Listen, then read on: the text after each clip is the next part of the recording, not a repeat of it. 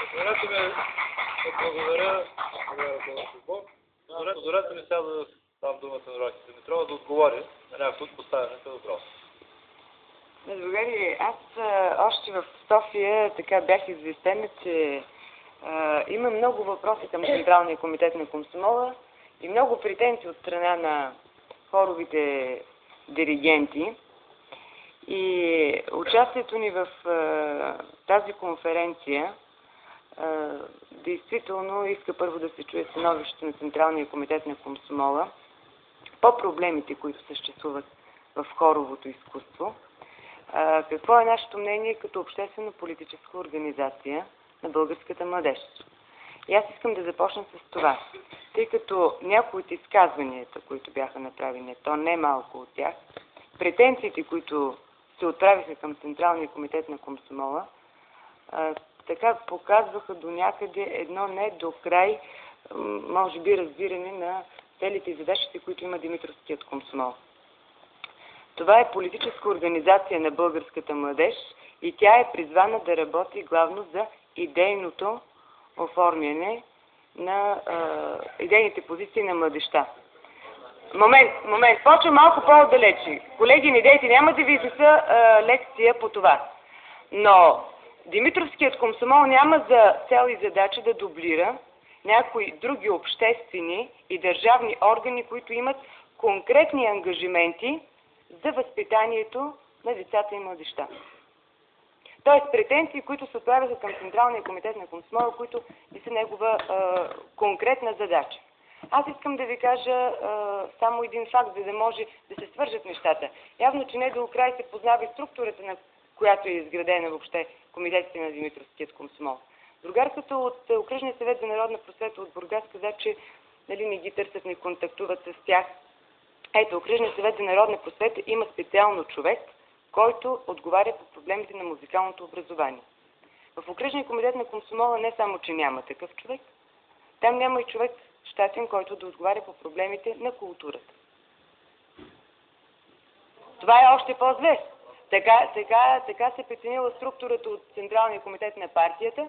Смята се, че целите и съсредоточаването на дейностите трябва да бъдат в може би други аспекти, а достатъчно са създадени органи и организации, които трябва да се носят отговорността за това. Министерство на народната просвета, творчески съюзи, Център за художествена самодейност, достатъчно щатове има за хора, които да поемат тази отговорност. В тази връзка Централния комитет на Комсомола като политическа организация,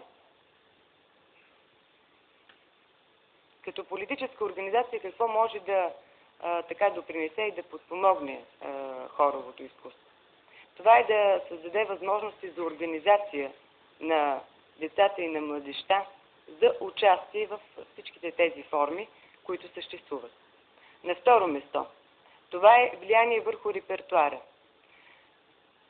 Преди известно време, не мога да кажа точно, може би около 2 години, имаше една среща в Централния комитет на Комсомола. Тя се проведе по линията на отдела Пионери и Централния съвет на пионерската организация. Мнението и становището беше, че няма достатъчно песни, които са свързани с пионерската организация от тази идейно-политическа страна, ако можем да кажем. Има много чудесни детски песни, но конкретно на нас не трябват песни за политическото възпитание на децата, дори в различните му аспекти. Тази цел имаха и конкурсите, които обяви Централния комитет на Комсомола.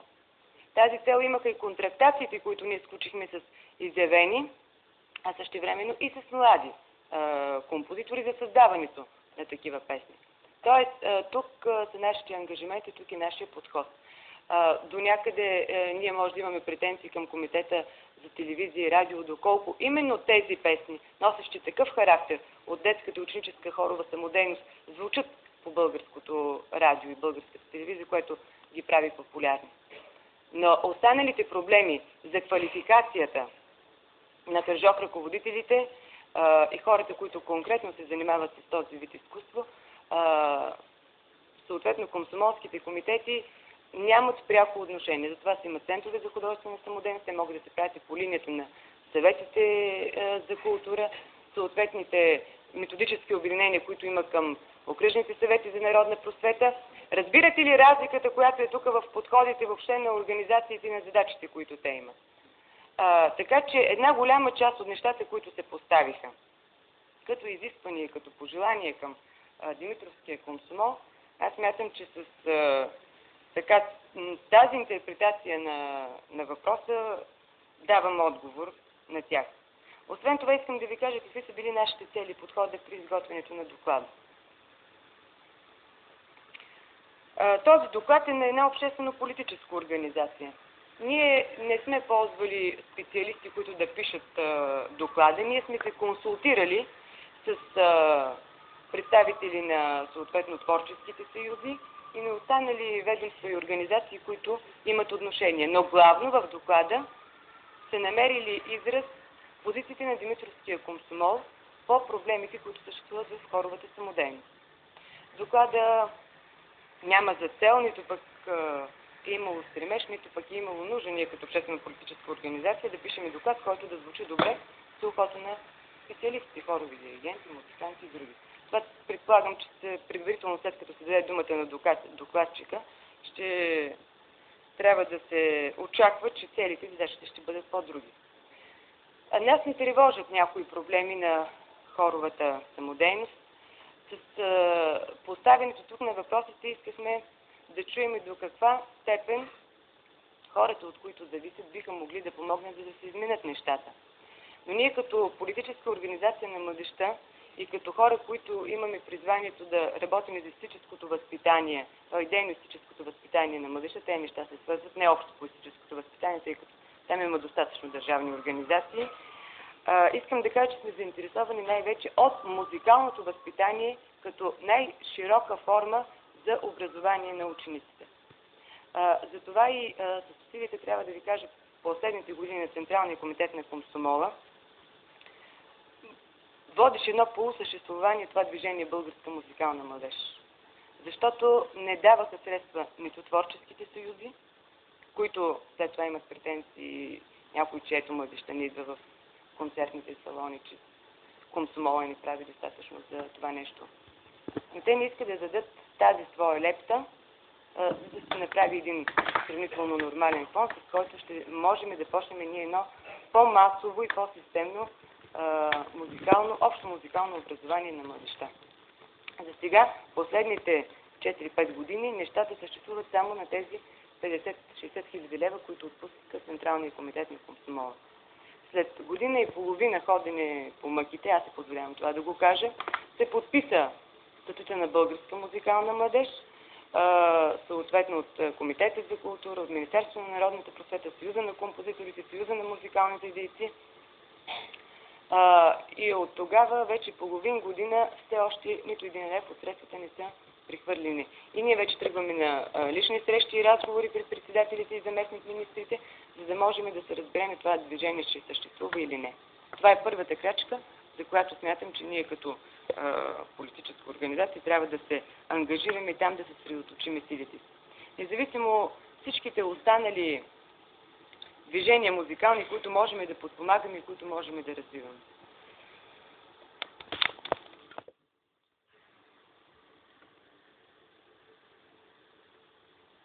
Независимо всичките останали движения музикални, които можем да подпомагаме и които можем да развиваме.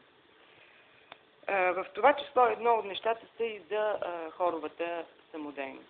Така че основата на доклада, който и основата на движеността на Централния комитет на комсомола е това доколко останалите организации, органи, които имат отношение към музикалното възпитание на младежта, работят за това наистина масово музикално образование. И от тук вече проистичат редицата проблеми, които ние поставихме и причините, за които ние виждаме, съответно също бяха споменати. Този наистина стремеж, но не забравяйте, че това не е само наше становище, това е становище на младите хора. Ние много често говорим с тях и дискутираме тези проблеми и ако тук беше една аудитория също от млади хора, не съвсем така, просто да вземем и да поканим да дойдат няколко класа от едно училище, не всички да бъдат участници в хоровите, щяхте да чуете колко много се различават техните мнения от това, което някои другари споделиха тук. Така. Те трябва да го учат това нещо постепенно и целенасочено, а не инцидентно на конференции, идвайки тук. Защо ние трябва да го правим? Само ние ли трябва да го правим? Ма добре, ето, ние искаме да разгърнем едно широко движение българска музикална младеж, в което да намерят така възможност да изява всички жанрове на музикалното изкуство, да има много срещи с специалисти. Помогнете, нека да стане това движение. Защо е тази мъка толкова години, защо е това нежелание? Така че не дайте да се обвинявате, просто знаете някои неща и впечатления, дребни, конкретни, които имате, без да знаете как седят централно и глобално нещата. Това е големия проблем, другари. И аз искам да ви кажа, че основата, на която ние трябва да тръгнем, за да разрешим съществуващите проблеми, естествено, много неща има, които ЦК на Комсомола би могъл да направи. Много повече неща би могъл да направи Съюза на българските композитори, Министерството на просветата, от които нещата, които постави другария Арнаудов тук, и за създаването на допълнителни условия, перманентни тежки. Пардон, Рещиров ли ги постави? Не, аз не си спомням. Да. Това са неща, които са в компетенциите. Колеги, много моля, нека допълнително, ако някой има някакви претенции, да може да стане и да ги каже. Тези неща, които се обръщаха към ЦК на Комсомол, те не зависят от него. Учебният процес във висшите учебни заведения в училищата се ръководи от Министерството на народната просвета. Тоест, оттам трябва да се търсят всички тези допълнителни неща, които вие искате като внимание. Естествено, това може да бъде съвместно с съответно комитетите на Димитровския комсомол, с неговото съдействие и подкрепа да се търсят. Но тук седи и другият голям въпрос.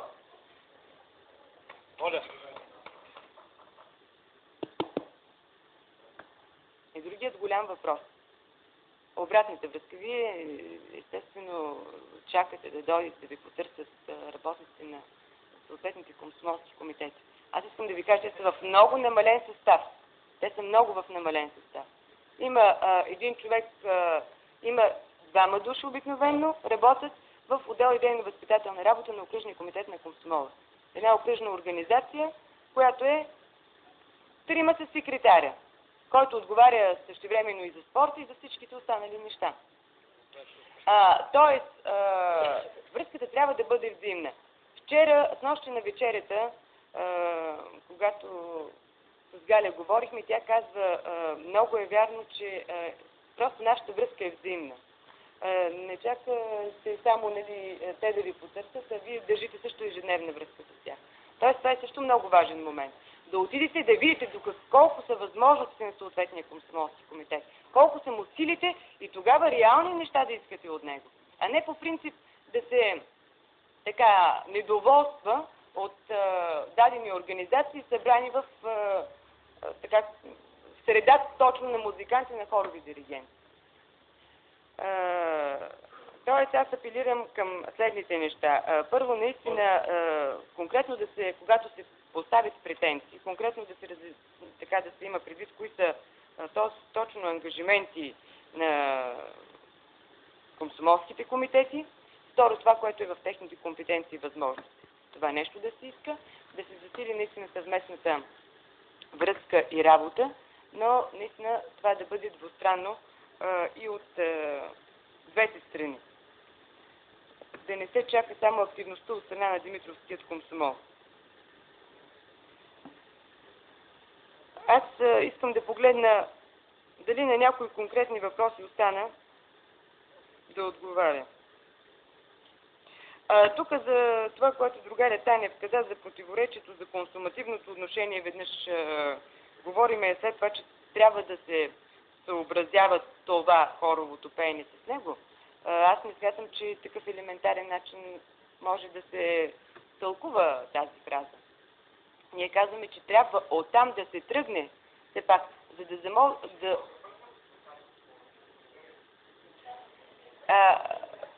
да може да се тълкува тогава и по-сложни и големи музикални произведения, другари. Не, докладът ще бъде отпечатан и аз смятам, че ще има възможност, ако нещо при четенето не е станало ясно, противоречие логически вътре няма. Тук има зададени няколко екземпляра. Аз съвсем спокойно мога да защита тази позиция. Сме завършили, моля. Смятам, че тук в дискусията трябваше да придобие малко по-така друга насока, наистина да се видят и да се споделят и да се, може би, потърсят начини и форми за тези нови форми, които предлагаме. Това, което искат и младежите при техните срещи. Трябва да ви кажа, че скучно им е, те това го казват. Това не е вярно от ваша страна на специалистите. Но ако вие...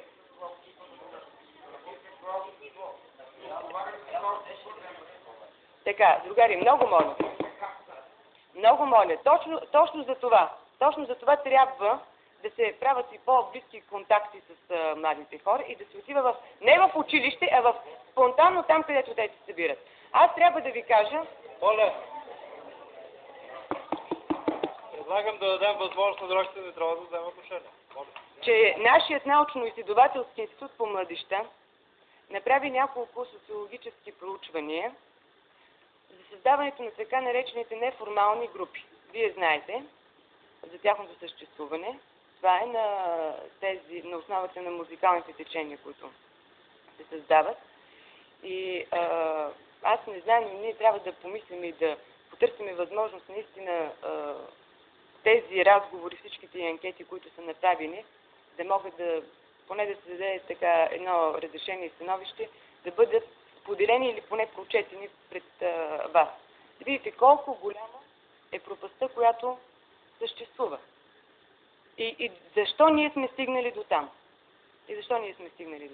Това са неща, които се изпратиха и в ЦК на партията, те свикаха и творческите съюзи, за да могат явно, че ние някъде грешиме в оценката на обективната действителност.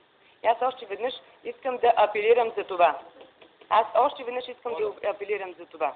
И не случайно се повтаря на всички партийни постановки, че ние преди всичко трябва да се съобразяваме с конкретните реалности на живота. Да не се откъсваме от тях, да не мислиме, че така нашите близки познати, все пак колектива, творческия, с който работиме, само това е мнението на останалата част от младежта и от народа.